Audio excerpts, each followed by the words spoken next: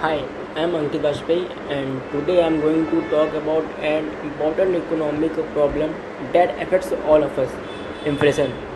Have you noticed that the price of vegetables, fuel, or even a simple meal keeps increasing? And this is called inflation. And it affects every single person every single day. In India, inflation is measured using to consumer price index or CPI. Let's look at the recent trend. Inflation was around 4.26% in early 2025 and it dropped significantly during 2025, even reaching around 1 to 2% levels.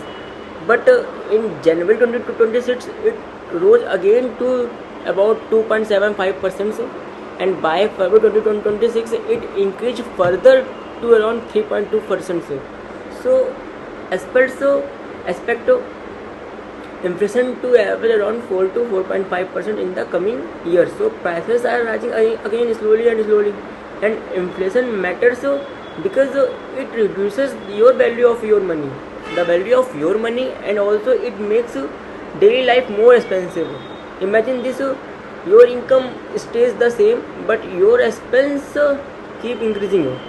So this is the real impact of inflation. So why does inflation happens in India? Some major reasons include rising fuel and oil prices, supply chain disruptions, increase in demand, and government taxes and policies that affects more for increasing the inflation. And global events like wars.